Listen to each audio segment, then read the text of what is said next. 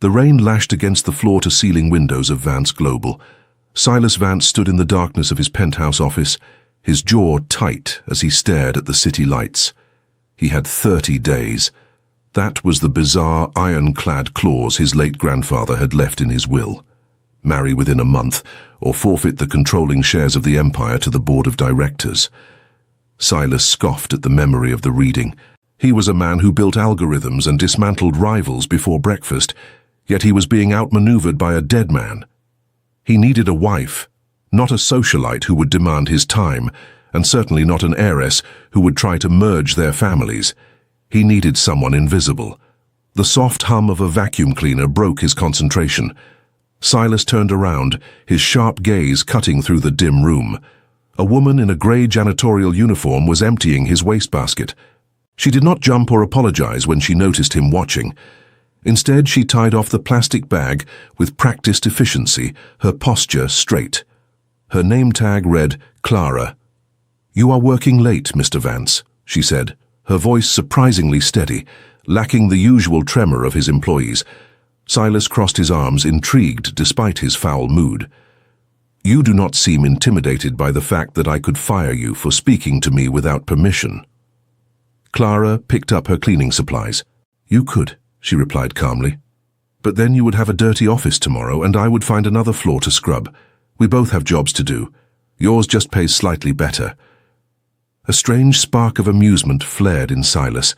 She was defiant, proud, and completely unbothered by his wealth. He walked toward her, the gears in his mind turning at dangerous speeds. He looked at her worn shoes, then up at her striking, unyielding eyes. "How much do you make in a year, Clara?" he asked. She narrowed her eyes. "Enough to survive." "Why?" "I will give you $2 million to marry me for exactly 1 year, Silas said, his voice completely devoid of emotion. "It is a business contract.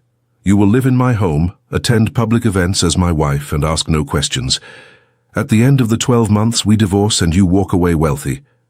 Clara stared at him for a long moment. She did not gasp. She did not swoon. She looked at the sprawling office, then back at him. "I will do it," she said softly. "But I do not want your money in my personal accounts. Put it in a blind trust. I will not be bought, Mr. Vance. I am simply providing a service." 2 weeks later, the courthouse ceremony was as cold as the marble floors beneath their feet. Silas slid a simple band onto Clara's finger, his expression unreadable. Across the room, Arthur Sterling, the senior board member who had been salivating over the CEO position, watched them with narrowed, suspicious eyes.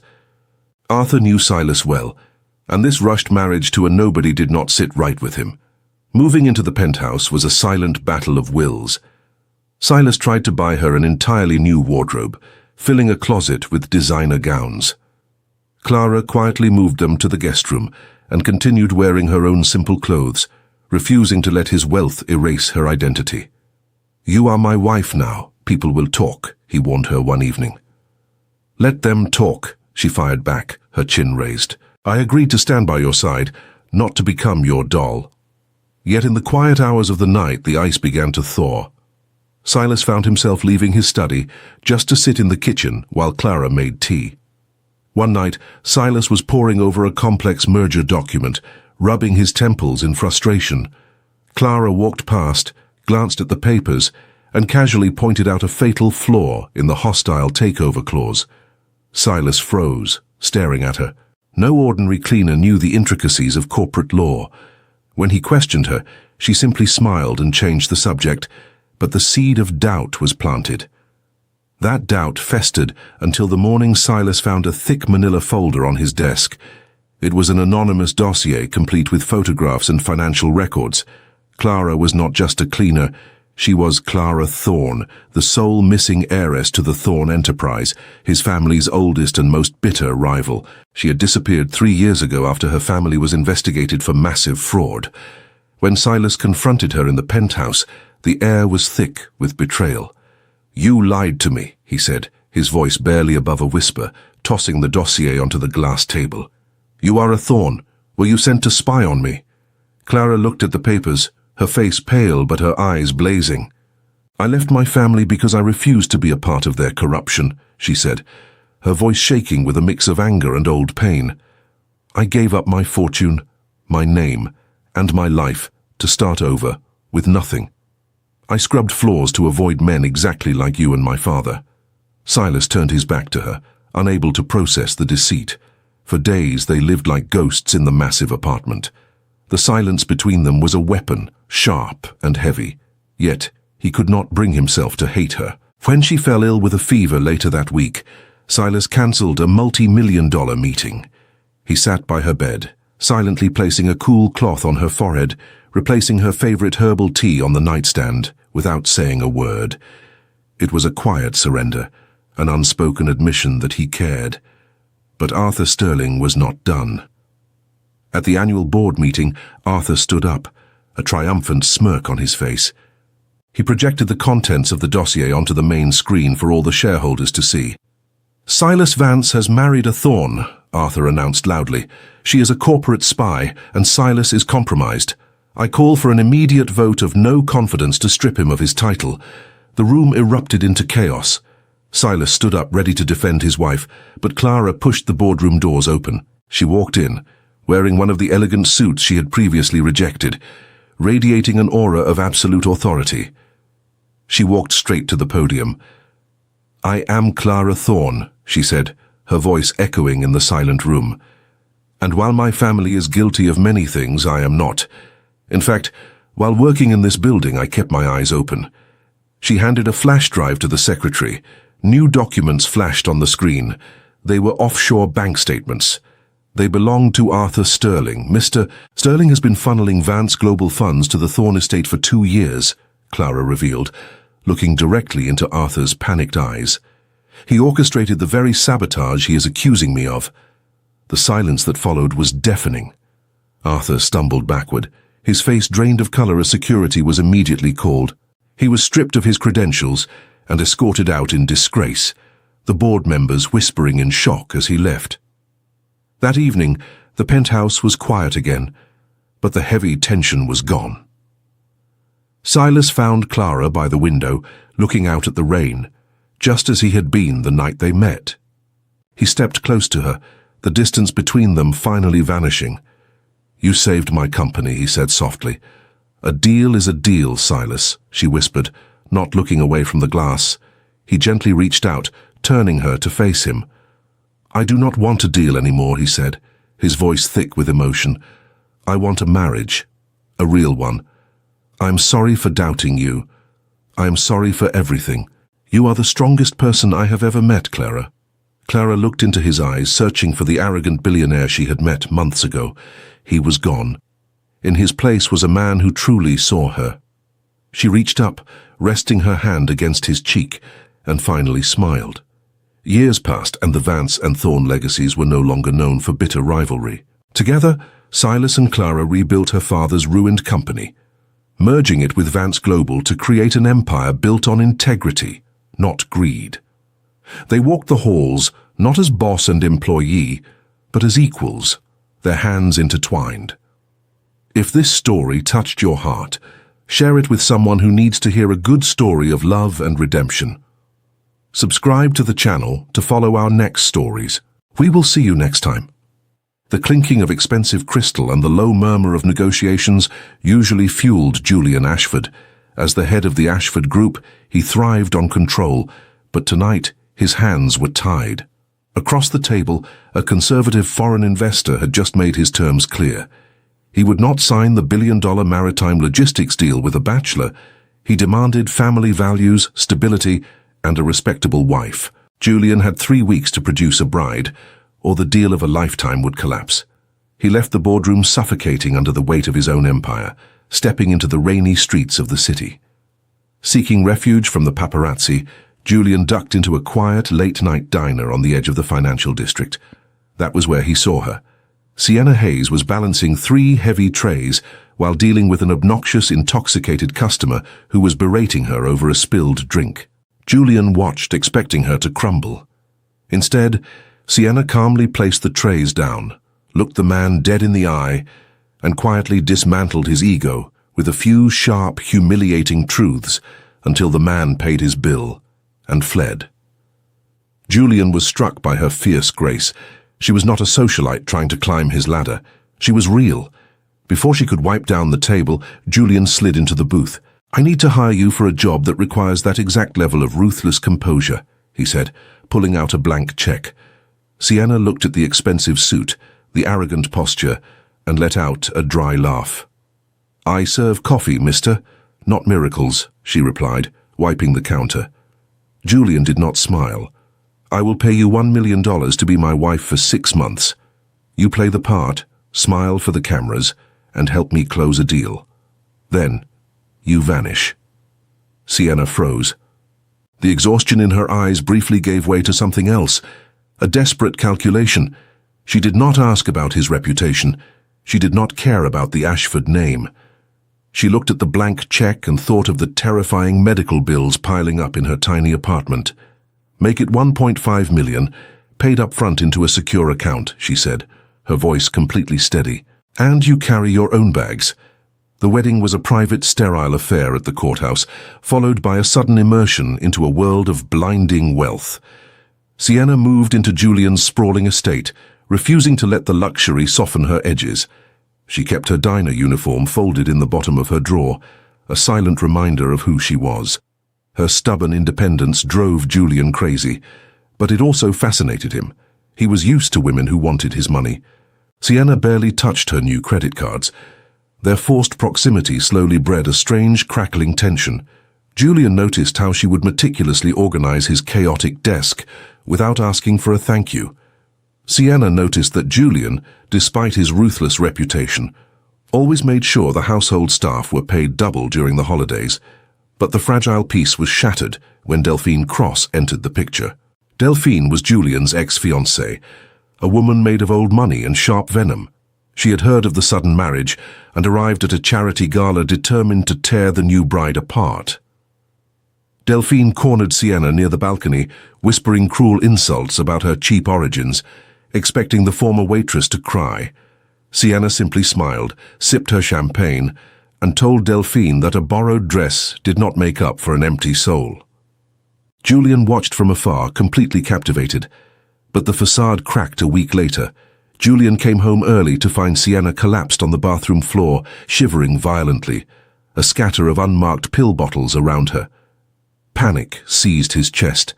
He rushed to her side, gathering her in his arms. When she finally regained consciousness, the truth spilled out. Sienna looked away, tears of frustration in her eyes, as she confessed directly to him. She had a degenerative heart condition. The waitress job barely covered her basic needs, and the $1 million was the exact amount she needed for an experimental surgery overseas. She had hidden it because she did not want his pity. She only wanted to survive. The revelation shifted something deep within Julian. The cold, calculating billionaire vanished. The next few weeks were marked by a silent, protective care. Julian stopped working late. He began having specialized chefs prepare anti-inflammatory meals, pretending it was just a new health kick for himself. He bought her favorite books and left them on her nightstand, silently demanding she rest.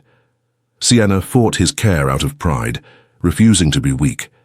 But when he sat by her bed during her worst nights, reading aloud until she fell asleep, her heart betrayed her. She was falling for the man behind the money. Delphine, however, had not given up. Paying off a disgruntled maid, Delphine discovered the truth about the medical condition and the business arrangement. The final celebration for the maritime deal was underway at the Ashford estate. The investor was present, raising a glass to Julian and his lovely wife. Delphine stepped onto the grand staircase, a microphone in hand, ready to expose Sienna as a sick, hired fraud who was tricking the investor. But as Delphine opened her mouth to speak, Julian moved faster. He took the main stage, pulling Sienna gently to his side, and took the microphone first. He looked out at the crowd, then down at Sienna. "I want to toast to my wife," Julian announced, his voice echoing through the silent hall. "A woman who is fighting a battle braver than any corporate war. We entered this marriage as a business arrangement, but she has stolen my heart and taught me what real strength is. My focus is no longer on expanding this company, but on supporting her recovery." The crowd gasped, but the traditional investor nodded in deep, profound respect. Delphine stood frozen on the stairs, her blackmail rendered completely useless. She was holding a weapon that Julian had just turned into a shield. Humiliated by the crowd's dismissive stares, and realizing she had lost every ounce of her social power, Delphine slipped out the back door, utterly defeated. When the guests left, Julian and Sienna stood alone in the grand ballroom. Sienna looked up at him, her heart pounding faster than it had in months. "You just risked the biggest deal of your life," she whispered. Julian reached out, brushing a stray tear from her cheek. "The deal means nothing if I do not have you," he replied, his voice breaking. "I love you, Sienna. No more contracts, no more hiding." A year later, the Ashford estate was sold. Julian had stepped down as CEO, leaving the empire in capable hands. They traded the cold penthouses and corporate wars for a quiet villa by the Mediterranean Sea, where the air was warm and Sienna could heal in peace. Her surgery had been a success, and as they walked barefoot along the beach, watching the sunset paint the sky, they knew they had left the old world behind for something infinitely better. If this story touched your heart, share it with someone who needs to hear a good story of love and redemption. Subscribe to the channel to follow our next stories. We will see you next time. The flashing cameras were relentless as Marcus Devereux stepped out of his sleek black car. As the ruthless CEO of Devereux Holdings, Marcus was used to being in the spotlight, but not like this.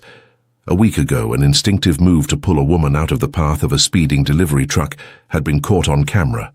The media, hungry for a distraction from a recent corporate lawsuit against his company, spun the footage into a passionate secret romance. His public relations team gave him an ultimatum to save the company stock. He had to play along and pretend this mystery woman was his fiancée. Tracking her down was easy for a man with infinite resources. Margot Ellis was a dedicated kindergarten teacher who lived in a small, faded apartment complex on the other side of the city. When Marcus stood in her cramped living room, offering her a lucrative payout to pretend to be in love with him for the cameras, Margot crossed her arms, completely unimpressed by his tailored suit and arrogant stance.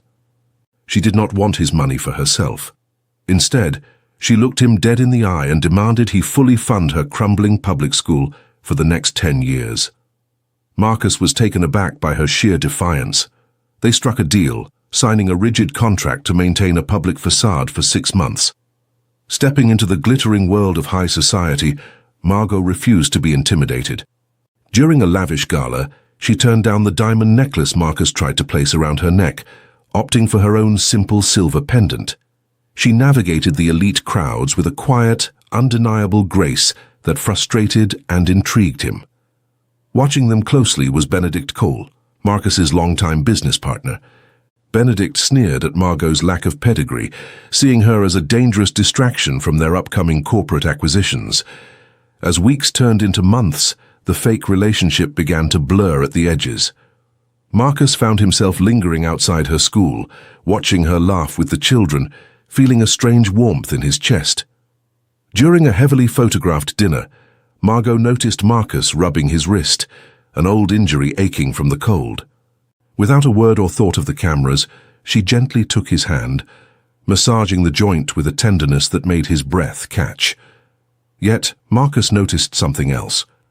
No matter what event they attended, Margot strictly insisted on being home by 6 o'clock every evening, and her weekends were an absolute fortress of privacy. Driven by his inherent need for control and the suspicious whispers of Benedict, Marcus made a terrible mistake. He hired a private investigator to look into her weekend disappearances. The truth was delivered in a crisp manila envelope. Margot had a 5-year-old son named Leo from a past relationship, a boy she kept fiercely hidden to protect him from the vicious media cycle surrounding Marcus. When Marcus confronted her in his penthouse, the argument was explosive. Margot trembled with furious tears, accusing him of violating her only sanctuary. She exposed the emptiness of his life, telling him that all his money could not buy the basic human decency of trust. The pain of the revelation shattered their fragile bond. Margot left the penthouse, and a heavy, suffocating silence fell between them for weeks. Marcus realized the depth of his mistake. He did not buy her jewelry to apologize.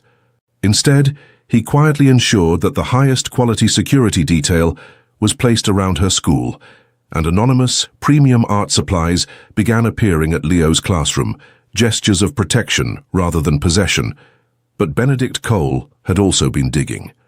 Seeing an opportunity to oust Marcus and take full control of Devereux Holdings, Benedict acquired the photos of Margot's secret child. On the evening of the most important charity banquet of the year, Benedict cornered Marcus in the hallway. He threatened to release the photos to the tabloids, framing Margot as a scheming woman who had trapped the CEO, knowing the scandal would trigger a morality clause and force Marcus to resign. Marcus did not flinch. He walked straight into the grand ballroom, taking the microphone before Benedict could make a move. Standing before hundreds of investors and reporters, Marcus asked Margot to join him on stage. He looked at the crowd and spoke with unwavering clarity. He announced that he was not just lucky to have Margot in his life, but he was profoundly honored to become a father figure to her incredible son Leo. He completely erased the scandal by embracing it with pride. Then, Marcus turned his attention to the board members in the front row. He handed over a financial dossier compiled by his investigators, exposing Benedict's massive embezzlement of company funds over the past 3 years. Benedict lost all the color in his face as security approached him. He was stripped of his titles and escorted out of the building, his reputation utterly destroyed in front of the very elite he tried to impress. Later that night, in the quiet safety of Margot's small apartment, Marcus dropped his arrogant armor completely. He stood in her modest kitchen and issued a heartfelt, desperate apology. He confessed that he did not just want to protect her, but he wanted to build a real life with her and Leo. Margot looked at the powerful billionaire who had finally learned to be vulnerable. She reached out, resting her hand over his heart, and whispered that she was ready to stop pretending. Years later, the relentless corporate world was a distant memory. Marcus had stepped back from the daily operations of Devereux Holdings to focus on what truly mattered. They stood together in the backyard of a warm, sunlit home, watching Leo paint a picture on an easel. Margot leaned against Marcus, resting her hand on her growing stomach. The surprise pregnancy had brought them even closer, sealing a love story that began as a calculated lie and ended as a beautiful truth. If this story touched your heart, share it with someone who needs to hear a good story of love and redemption. Subscribe to the channel to follow our next stories. We will see you next time. Editor. The infographic presents the 3 stories as different versions of the same emotional journey, showing how relationships that begin with contracts, deception, or public pressure can gradually become genuine partnerships. Silas, Julian, and Marcus initially treat marriage or engagement as a practical solution to a business problem. They believe money, legal agreements, and control can protect them from uncertainty. Psychologically, this behavior reveals fear rather than strength. Each man is powerful in the corporate world, yet emotionally defensive. By turning intimacy into a transaction, they attempt to avoid vulnerability, rejection, and the loss of control. Clara, Sienna, and Margot challenge this mindset because none of them is impressed by wealth alone. Clara refuses to let Silas erase her identity, Sienna negotiates with Julian because she is fighting for her survival, and Margot demands support for her school instead of personal luxury. Their decisions expose the difference between financial power and moral strength. Although the women enter artificial relationships, they establish boundaries and preserve their dignity. This makes them the emotional and ethical centers of the stories. The hidden truths shown in the infographic create the central crisis in each relationship. Clara is secretly connected to a rival business family, Sienna hides a serious heart condition, and Margot protects the existence of her young son. These secrets are not presented as simple acts of dishonesty. They are survival strategies shaped by betrayal, illness, social judgment, and fear. The men initially respond with suspicion or a need for control, but the relationships only begin to heal when they replace accusation with empathy. The social analysis also reveals how class prejudice influences the conflicts. The women are judged because they are seen as a cleaner, a waitress, and a public school teacher. Wealthy characters assume that social status determines intelligence, loyalty, and personal value. However, Clara understands corporate corruption, Sienna demonstrates courage under extreme pressure, and Margot shows emotional wisdom that Marcus lacks.